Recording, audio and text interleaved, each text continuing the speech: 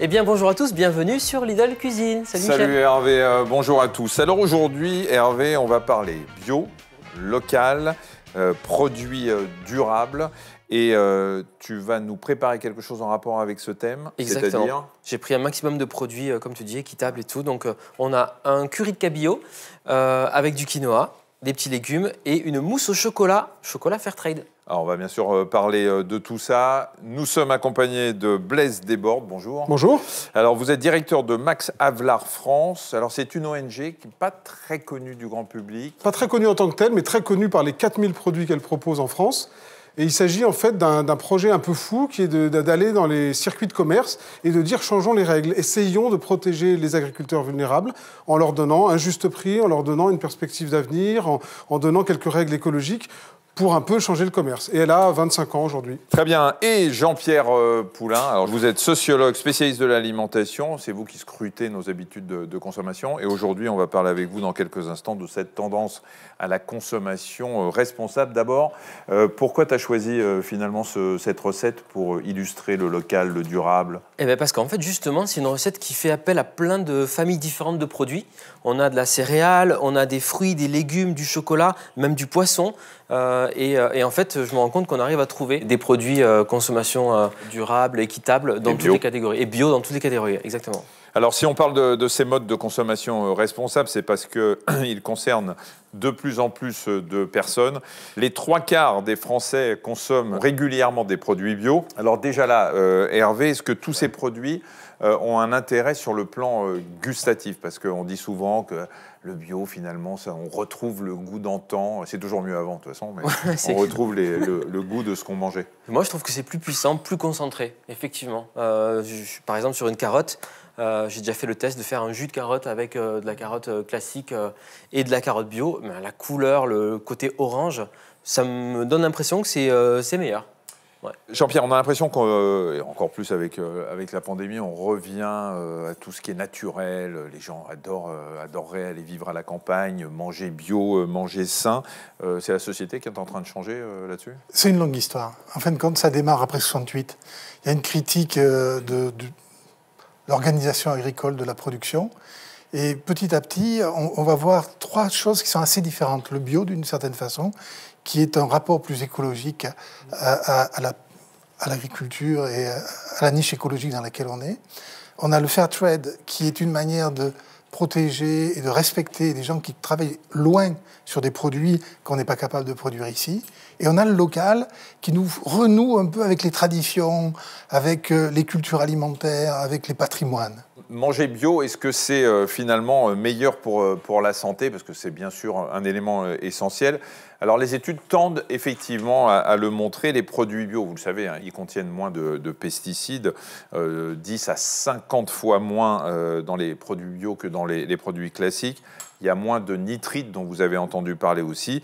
Et selon une importante étude française, manger bio régulièrement réduirait le risque de cancer d'au moins 25%. Alors, la question qui se pose souvent quand on évoque le bio, manger bio c'est bon, mais c'est très cher. Est-ce que ça a changé ? Ça a profondément changé parce qu'en fait, les quantités ont augmenté. Vous avez une tendance de croissance du bio d'à peu près 15% et des produits équitables aussi par an. Et ce, pendant des années et des années. Donc du coup, quand la consommation est plate, vous avez des Français qui consomment autant, pas plus, mais mieux. Et donc, les quantités de bio, les quantités d'équitable, les quantités de produits avec une valeur pour la société, ont largement augmenté. Et grâce aux économies d'échelle, à des circuits mieux organisés, de collecte, de distribution, de production, les prix ont baissé. Donc aujourd'hui, vous avez un caddie tout à fait accessible en faisant quelques choix forts pour un juste prix aux paysans, pour votre santé, l'absence de pesticides. Et puis on le voit hein, dans les magasins, dans les grandes surfaces. C'est impressionnant. Tout le monde a son espace bio, son corner bio, comme on dit, qui est de plus en plus... C'est un signe qui ne trompe pas. Hein. Vous savez, quand le commerce commence à s'adapter dans un sens, c'est qu'il y a la demande. On en est où de la recette, Hervé ? Alors là, on a nos morceaux de cabillaud qui sont en train de cuire sur un lit de légumes avec du lait de coco. Et voilà, et un petit bouillon. L'odeur est magnifique. Ça cuit avec la vapeur du plat naturellement, comme ça. Donc on a les petits légumes, le lait de coco, le cabillaud. Ici j'ai simplement du quinoa avec de la grenade, un peu d'huile d'olive, je l'assaisonne, et la mousse au chocolat. Moi je me pose une question, est-ce qu'on a du bio équitable ? Les deux, est-ce qu'on peut cumuler? Sûr. Ah, mais le bio et l'équitable, c'est un peu comme deux frères jumeaux, c'est-à-dire une attention à la planète, Jean-Pierre l'a dit, avec pas de pesticides, avec un cahier des charges qui est pour la santé et la planète, et puis de l'autre côté, un cahier des charges de justice, de respect des paysans. Et donc très naturellement, on se retrouve, beaucoup d'entreprises, de marques ont envie d'avoir les deux sur leurs produits. Et là, je vois dans vos recettes, du quinoa bio-équitable, ça existe, du chocolat bio-équitable, ça existe, même le cabillaud, vous trouvez des labels de pêche responsable. C'est quoi finalement le levier qui fait qu'aujourd'hui, de plus en plus de Français vont acheter du bio? C'est le côté éco-responsable, c'est le fait que ce soit meilleur pour la santé, c'est la recherche de plus de goût? C'est clairement la convergence, ma santé, la santé de la planète. Et là, le bio, c'est vraiment quelque chose qui a été, on va dire, le chouchou des médias pendant un grand nombre d'années. Et la réalité économique était très loin. On était à 3% pendant des années, on n'arrivait pas à décoller. C'était très bobo en plus. C'était très bobo, voilà. Et on entendait parfois arrêter les conneries de bobo. Et puis, ça a démarré réellement depuis quelque temps. Aujourd'hui, on est à 8%, par exemple, des fruits et des légumes, 10% en valeur, et on a véritablement quelque chose qui a changé. Et au début, quand ça frémissait, alors il m'est arrivé avec des journalistes, ils disaient 30% de croissance dans le bio. Oui, mais 30% de 3%, c'est peu. C'est que dalle. C'est que dalle. Aujourd'hui, on a changé d'échelle. Et on a changé d'échelle parce que les cantines aussi s'y sont mis, parce que des industriels s'y sont mis. En fin de compte, le bio aujourd'hui, c'est deux lignes. C'est une ligne de militants alternatifs qui sont des historiques du bio, et c'est des industriels qui ont commencé à faire des produits bio qui sont assez différents. Ils se regardent un peu en chaîne de faïence. Ouais, tout est parti du Larzac, mais finalement, ça s'est un peu élargi. En tout cas, c'est culturel. C'est clair que ça naît d'abord dans la société comme un changement de culture. J'ai une attention à ma santé, j'ai une attention effectivement pour les enfants des cantines ou quoi. Ce que je voudrais ajouter à ce que vous dites, c'est que depuis quelques années, ce qui monte, c'est le prix juste aux producteurs. C'est vraiment ça qui aujourd'hui fait la une avec des nouvelles marques qui arrivent, qui disent « je paye un prix juste ». Nous, on a fait des sondages par rapport à la sociologie des Français. Figurez-vous que les classes moyennes placent plus haut l'importance de payer un juste prix que les cadres supérieurs. Donc en fait, vous avez une identification des gens qui ont un peu de mal à boucler les fins de mois, qui se disent « mais moi, je ne veux pas que le paysan, à l'autre bout de la chaîne, il soit payé en dessous de ses coûts de production ». Et donc, eux, ils choisissent de l'équitable, par exemple, ou du produit de proximité pour donner de la valeur autour d'eux, quoi. Alors, Blaise, il y a beaucoup de labels bio. C'est compliqué de s'y retrouver. Hein, ah, ça, c'est clair. Avec tous les labels. Alors, il y a le AB, enfin, il y en a plein. Plus 10. Finalement, ils sont tous fiables ou pas? Non, et vous avez deux familles, clairement. Vous avez une première famille de labels fiables, c'est soit les labels publics, possédés par l'État. Par exemple, le label bio, lui, il est unique, il est possédé par l'État français, le ministère de l'Agriculture. Vous pouvez y aller les yeux fermés, le label AB ou la petite feuille européenne.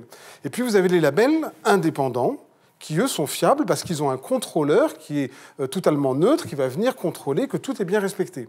Ça, c'est la première famille. Et puis la deuxième famille, c'est plutôt ce qu'on appelle des allégations. Les Français, quand ils arrivent, ils croient que c'est sur un produit un label. Non, c'est une allégation, ça s'appelle en droit. C'est-à-dire quelque chose, je prétends, mais je n'ai pas les preuves que ce que je dis est vrai. Donc attention à ça, ne regardez derrière, allez sur Internet, tournez le paquet quand même. Vous avez des explications généralement derrière. Alors, on a une première question à l'internaute. Est-ce qu'il existe des labels de produits durables, sous-entendu pas seulement bio, hein, des labels qui promeuvent des pratiques durables sans être forcément bio, local, agriculture raisonnée? Oui, il y en a beaucoup. Après, si c'est dans l'alimentation, par exemple, on parlait du cabillaud, vous avez des labels qui, comme le MSC, essaient de labelliser la pêche durable. Donc ça répond. C'est le cabillaud que c'est celui-là que vous avez choisi. Ouais. Donc ça, l'internaute a raison, il y en a, mais ça va être par secteur. Et puis encore une fois, regardez si c'est vraiment un indépendant, si ce n'est pas l'entreprise elle-même qui fait semblant d'écrire un label. La ligne de fracture se fait là entre des labels auto-inventés et puis des labels sérieux. Alors c'est vrai qu'en matière de consommation responsable, hein, il n'y a pas que le bio. Le local, c'est une bonne option pour allier les produits issus de l'agriculture raisonnée puis des petits prix. Alors c'est quoi le local? Un internaute nous pose la question, c'est quoi la distance maximale pour du local? Cette licence est 500 km, donc maximum, c'est beaucoup. Moi je croyais que c'était 50, moi je pensais. Oui, je croyais que c'était moins que ça. Donc théoriquement, vous pouvez acheter local en Espagne à partir du moment où vous n'habitez pas trop loin de la frontière. Ouais. Voilà. Voilà, à Toulouse, par exemple, là d'où vous venez. En vérité, le local, finalement, c'est une définition de bon sens. Des produits qui ont poussé ou ont été produits dans la région où on habite, c'est ce qu'il y a de plus simple. Alors, donc, tu as dressé quoi? Alors là, voilà, tu as le plat final, c'est un plat complet et qui est vraiment plutôt équitable et bio. Même le poisson, comme on disait, pêche équitable. Les légumes, on a pris des légumes bio. Et puis voilà, le quinoa, pareil. Même le jus de coco peut être certifié équitable, parce que la coco, ça ne pousse pas à Paris. Non, ça ne pousse pas à Paris. Pas trop, non. Et donc, l'idée, c'est d'aller rémunérer justement les producteurs. C'est ça, ouais. De toute façon, dès qu'on met du coco quelque part, c'est super bon. Top. On disait tout à l'heure, Jean-Pierre, qu'à une époque, il y a 20 ans, c'était très bobo. Hein. Autrement dit, ça faisait très bien de se promener en bicyclette à Paris, tout le monde le fait maintenant, et puis de manger du bio. Ça s'est développé, ça touche quand même les villes moyennes ou ça reste encore quelque chose qui est localisé dans les petits villages, voire dans certains quartiers des grandes villes? Ce qui s'est passé il y a 20 ans, c'est que le lien qui nous tenait avec la campagne, on avait tous un grand-père, un grand-oncle qui avait une ferme et on avait vu des choses comme ça. Ce lien, ce tissu s'est déchiré et aujourd'hui, à travers ce sentiment de solidarité qui s'exprime à travers le local, à travers le bio, à travers le responsable, se renoue un fil avec l'univers de la production. Et c'est une manière très moderne de rétablir cette connexion. Absolument. Et le numérique, si vous permettez, j'ajouterais, donne une chance à renouer ce lien. Nous, on sait qu'on fait transiter des quantités de café, de cacao, de bananes sur les continents. Et grâce au numérique, on peut aussi penser, voir, entendre ceux qui sont à l'autre bout de la chaîne. Donc vous avez raison, il y a un lien qui s'est déchiré, de la proximité physique directe, mais aussi peut-être une nouvelle ère autour du numérique qui nous permet de nous identifier et de parler et de respecter ceux qui sont loin. Mais dans le domaine du café ou du chocolat, la proximité n'a pas de sens. On est dans des zones de production très éloignées. Sauf dans la mondialisation numérique. Excusez-moi, mais justement, elle peut prendre un sens parce qu'aujourd'hui, moi, ma fille de 17 ans, elle pourrait communiquer avec la productrice de son cacao, de sa tablette, potentiellement, si j'arrive, moi, à créer le lien ou le QR code, etc. Donc, oui, je suis d'accord avec vous, mais ayons de l'espoir quand même aussi que ces liens se renouent. Je n'allais pas dans le sens de la critique, j'allais dans le sens de la nécessité d'établir une charte, une relation qui respecte le producteur. Oui. Parce qu'on ne va pas produire du cacao demain ici, on ne va pas produire du café. Donc il faut accepter cette idée-là, pareil pour la noix de coco. C'est du commerce équitable, voilà. même s'il est loin. Même s'il est loin. Tout à fait. Lorsqu'il y a eu une grève, il n'y a pas longtemps, sur les producteurs de lait, 84% des Français étaient solidaires. Il y a une solidarité qui s'exprime à l'égard des producteurs. Juste parce qu'on nous demande, un internaute nous demande comment on trouve et où trouver les produits locaux finalement. Comment on fait? Vous regardez les labels, vous regardez les allégations. Les locaux, il n'y a pas vraiment de cahier des charges. Donc c'est un peu un faux ami. Allez plutôt sur les marchés et regardez si l'étalage du primeur, il vient juste de Rungis ou c'est vraiment sa production à lui. Dans ce cas-là, vous avez en général le nom de la ferme. Oui. La meilleure piste pour moi, c'est les AMAP, les associations de maintien de l'agriculture paysanne. Pourquoi? Parce que vous connaissez le paysan, il vient toutes les semaines vous livrer les produits dont vous savez qu'ils viennent de chez lui, vous allez même des fois l'aider.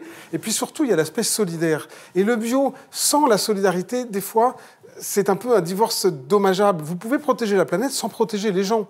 À travers les associations comme ça, vous êtes sûr qu'il a un bon prix et des bons produits. Alors avant de goûter le chocolat, parce qu'il y a aussi le dessert, je vais vous donner envie de manger local. C'est un circuit court, des modes de production plus raisonnés, il y a moins de produits chimiques, et donc des risques de maladies en moins. Des études ont montré qu'en mangeant local, on diminue sa graisse abdominale, qui est la plus mauvaise, sa tension artérielle et même ses risques de dépression. Autant vous dire que c'est important et que c'est bon pour la santé. Moi, j'ai un bon antidépresseur pour vous tous autour de cette table.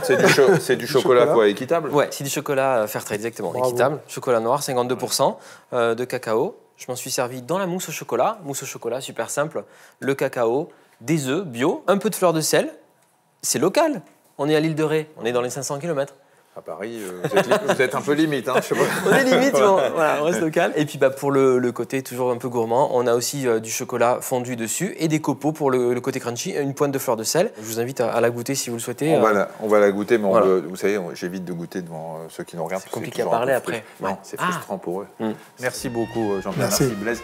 Merci beaucoup, Hervé. Avec plaisir. Et vous l'avez compris, il faut manger bio le plus possible. Il faut manger local pour éviter que l'empreinte carbone ne fasse basculer l'avenir de la planète. Et c'est bon pour vous et pour la planète. Merci Hervé. Merci, à très bientôt. Merci.